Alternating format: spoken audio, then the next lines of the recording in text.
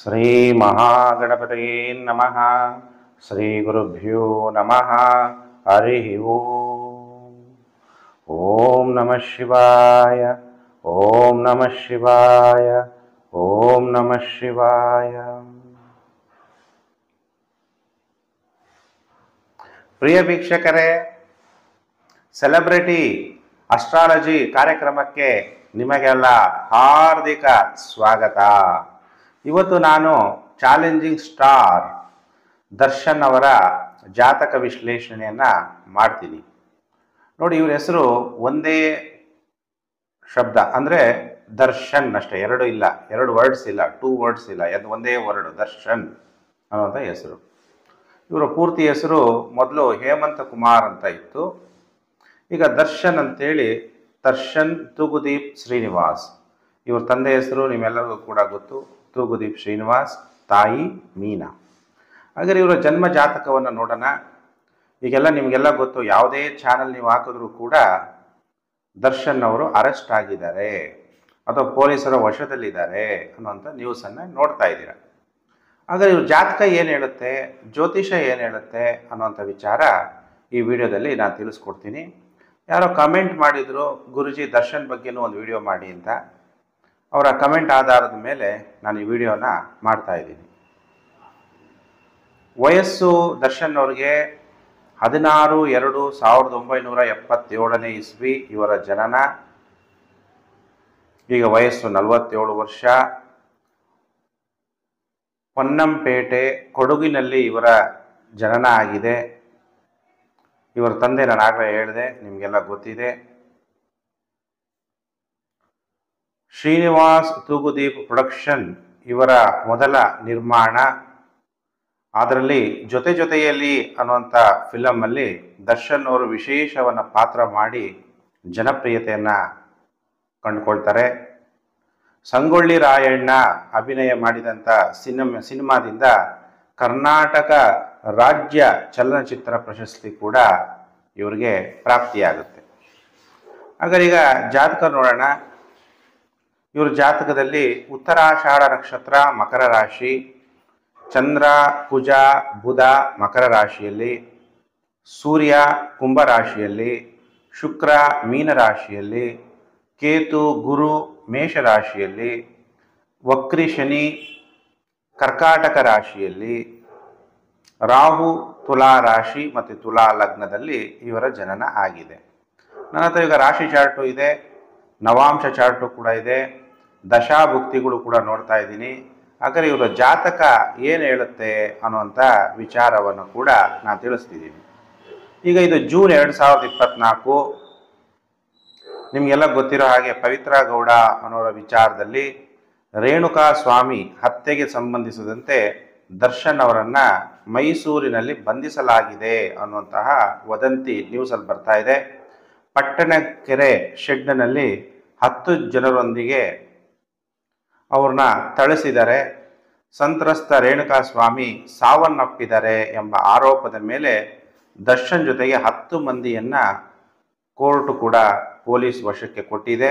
ಈಗ ಅವರು ಪೊಲೀಸ್ ವಶದಲ್ಲಿ ಇದ್ದಾರೆ ಅನ್ನುವಂತಹ ನ್ಯೂಸು ನಾವು ನೋಡ್ತಾ ಇದ್ದೀವಿ.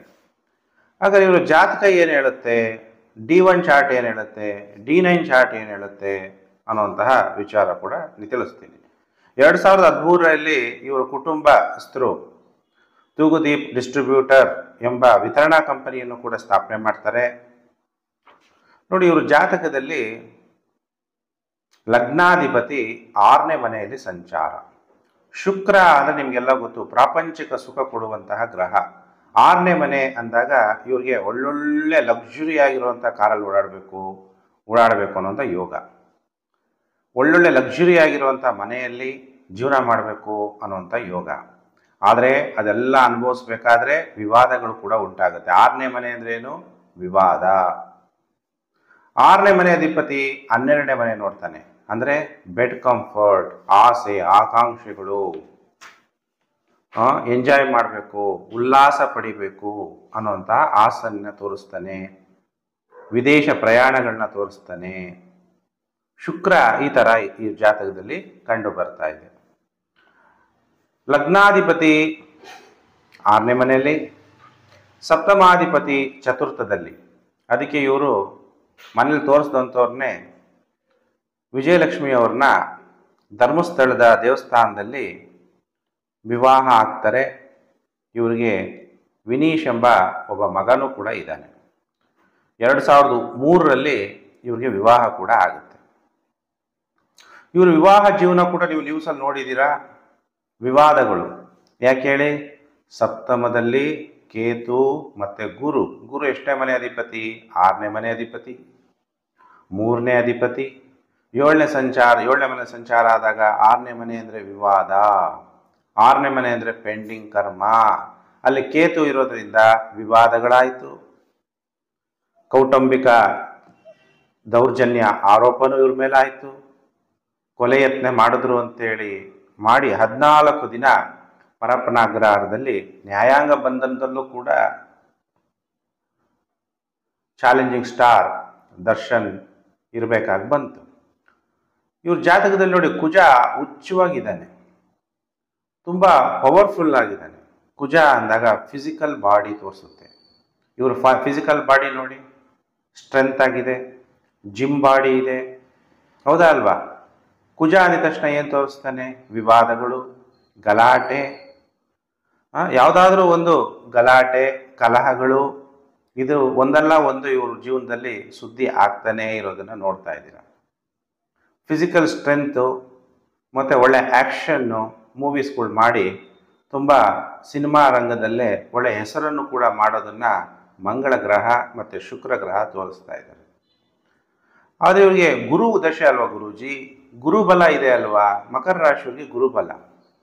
ಹಾಗಾದ್ರೆ ಗುರುಬಲ ಇದ್ದರೂ ಕೂಡ ಇವ್ರಿಗೆ ಬಂಧನ ಯೋಗ ಇದೆಯಾ ಅಂತ ಕೆಲವರು ಪ್ರಶ್ನೆ. ನೋಡಿ, ಗುರು ಇವರ ಜಾತಕದಲ್ಲಿ ಆತ್ಮಕಾರಕ. ಪ್ರತಿಯೊಬ್ಬರ ಜಾತಕದಲ್ಲೂ ಆತ್ಮಕಾರಕ ಗ್ರಹ ಇರ್ತಾರೆ.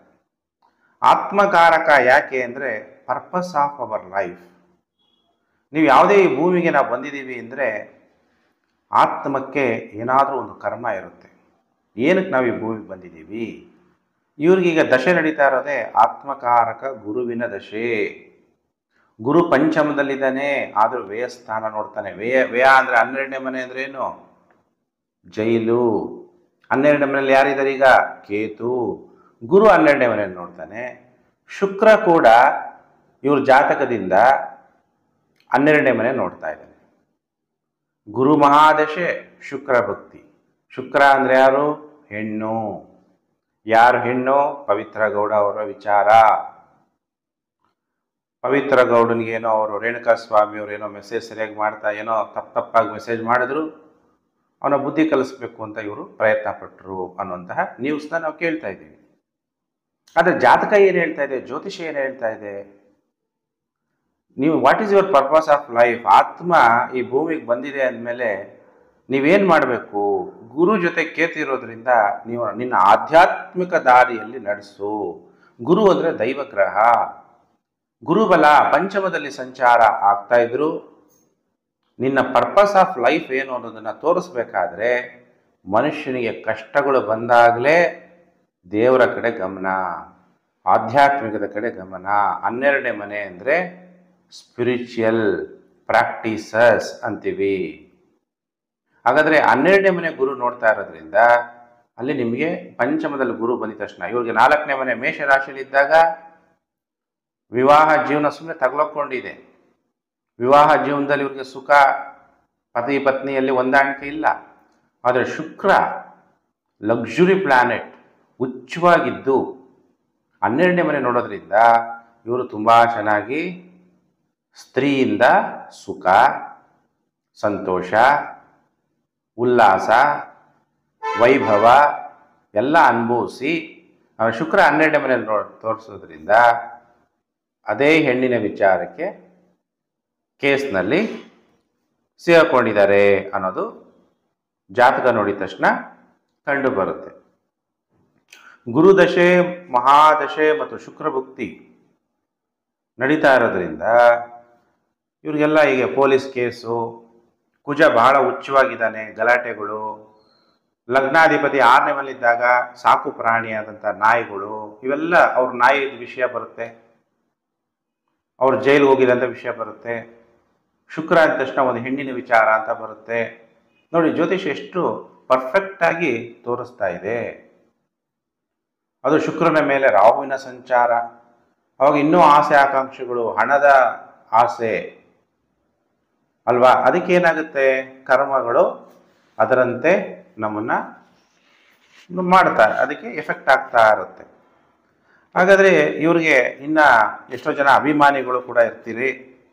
ಗುರುಜಿ ಹಂಗಾರೆ ಇವ್ರಿಗೆ ಯಾವಾಗ ಒಳ್ಳೆಯದಾಗುತ್ತೆ ಅಂದರೆ, ಇನ್ನು ಮುಂದಿನ ಯುಗಾದಿವರೆಗೂ ಇವೆಲ್ಲ ಕೋರ್ಟು, ಪೊಲೀಸ್ ಸ್ಟೇಷನ್ನು, ಕೇಸು, ಈ ಥರ ಸಮಸ್ಯೆಗಳನ್ನ ಎದುರಿಸಿ ಇವ್ರ ಜೀವನದಲ್ಲಿ what is the purpose of life. ನೋಡಿ, ನೀವು ರಜನಿಕಾಂತ್ ಫಿಲಮ್ಗಳು ನೋಡಿದ್ರೆ ಅಲ್ಲೆಲ್ಲ ಅವರು ಆಧ್ಯಾತ್ಮಿಕವಾಗಿರ್ತಾರೆ. ಸಿನಿಮಾದಲ್ಲಿ ಇರ್ಬೋದು, ಅವ್ರ ನಿಜ ಜೀವನದಲ್ಲೂ ಇರ್ಬೋದು. ಹಾಗೆ ಗುರು ಇವ್ರಿಗೆ ಆಧ್ಯಾತ್ಮಿಕತೆಯನ್ನು ತೋರಿಸ್ತಾ ಇದೆ. ಅದಕ್ಕೆ ಇವರು ಆಧ್ಯಾತ್ಮಿಕಕ್ಕೆ ಬೇಗ ಮೂವ್ ಆಗಬೇಕು. ಈ ಆಸೆ ಆಕಾಂಕ್ಷೆಗಳನ್ನು ಕಮ್ಮಿ ಮಾಡಬೇಕು. ಅದು ಆ ಟ್ರಾನ್ಸ್ಫಾರ್ಮೇಷನ್ ಆಗೋಕ್ಕೋಸ್ಕರ ಇಂತಹ ಪರಿಸ್ಥಿತಿಗಳು ಇವರಿಗೆ ಉದ್ಭವ ಆಗ್ತಾ ಇದೆ ಅನ್ನುವಂಥದ್ದು. ಗುರು ಹುಚ್ಚನಾಗಿ 4ನೇ ಮನೆಯಲ್ಲಿರೋದ್ರಿಂದ ನಹಿ ಶೌರ್ಯಾತ್ ಪರಂ ಕಿಂಚಿತ್, ಅಂದರೆ ಧೈರ್ಯ, ಸಿಕ್ಕಾಪಟ್ಟೆ ಗ್ರೇಟ್ ಬ್ರೇವರಿ, ಸಿಕ್ಕಾಪಟ್ಟೆ ಧೈರ್ಯ, ನಾನು ಏನು ಬೇಕಾದ್ರೂ ಮಾಡ್ತೀನಿ, ಸಾಧಿಸ್ತೀನಿ, ಗೆಲ್ತೀನಿ ಅನ್ನುವಂತಹ ಅದು ಏನಾಗುತ್ತೆ, ನೆಗೆಟಿವ್ ಆಗೂ ಕೂಡ ಎಫೆಕ್ಟ್ ಆಗುವಂತಹ ಚಾನ್ಸಸ್ಸು ಇವ್ರ ಜಾತಕದಲ್ಲಿ ಕಾಣಿಸುತ್ತೆ. ಅದಕ್ಕೆ ಈ ಪ್ರಪಂಚದಲ್ಲಿ ಯಾವುದೂ ಕೂಡ ಪರ್ಮನೆಂಟ್ ಅಲ್ಲ, ನಾ ಕಂಚಿತ್ ಶಾಶ್ವತಂ ಅಂತಲೂ ಸಂಸ್ಕೃತದಲ್ಲಿ ಹೇಳಲಾಗುತ್ತೆ. ಹಾಗಾದ್ರೆ ಇನ್ನು ಮುಂದಿನ ವರ್ಷ ಯುಗಾದಿವರೆಗೂ ಈ ಥರ ನ್ಯೂಸ್ಗಳು ಬರ್ತಾನೆ ಇರುತ್ತೆ. ಈಗ ಮೀಡಿಯಾಗೆ ಕಾರಕನಾದಂತಹ ಬುಧ ವೃಷಭ ರಾಶಿನಲ್ಲಿದ್ದಾನೆ.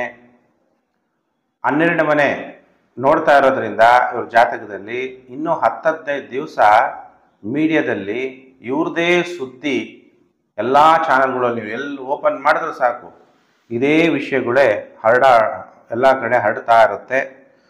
ನಿಮಗೆಲ್ಲ ಒಳ್ಳೆಯದಾಗಲಿ ದೇವರಲ್ಲಿ ಪ್ರಾರ್ಥನೆ ಮಾಡ್ತಾ, ಓಂ ಸರ್ವೇಷಾಂ ಸ್ವಸ್ತಿರ್ಭವತು, ಸರ್ವೇಷಾಂ ಶಾಂತಿರ್ಭವತು, ಸರ್ವೇಷಾಂ ಪೂರ್ಣಂ ಭವತು, ಸರ್ವೇಷಾಂ ಮಂಗಳಂ ಭವಂತು.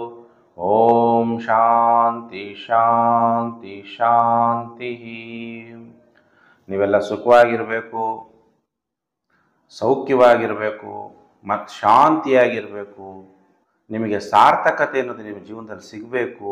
ನಿಮಗೆ ಶುಭ ಆಗಲಿ ಅಂತೇಳಿ ಶಾಂತಿ ಮಂತ್ರ ಹೇಳಿದ್ದೀನಿ. ಸಮಸ್ತ ಲೋಕೋ ಸುಖಿನೋ ಭವಂತು.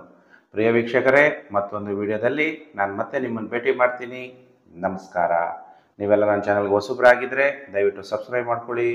ನೋಟಿಫಿಕೇಷನ್ ಬೆಲ್ ಆಲ್ ಅನ್ನೋದು ಒತ್ತಿ, ಆಗ ನಾನು ಮುಂದೆ ಹಾಕುವ ಲೇಟೆಸ್ಟ್ ವಿಡಿಯೋ ನಿಮಗೆ ಬೇಗ ಬಂದು ತಲುಪುತ್ತೆ. ಕೆಳಗಡೆ ಶೇರ್ ಬಟನ್ ಇದೆ. ನೀವೆಲ್ಲ ಸೋಷಿಯಲ್ ಮೀಡಿಯಾಗಳಲ್ಲಿ ಇರ್ತೀರಿ, Facebook, WhatsApp group, Telegram group, ಎಲ್ಲೆಲ್ಲಿದ್ದೀರಾ ಅಲ್ಲೆಲ್ಲ ಜ್ಯೋತಿಷ ಅಂದರೆ ವೇದದ ಅಂಗ.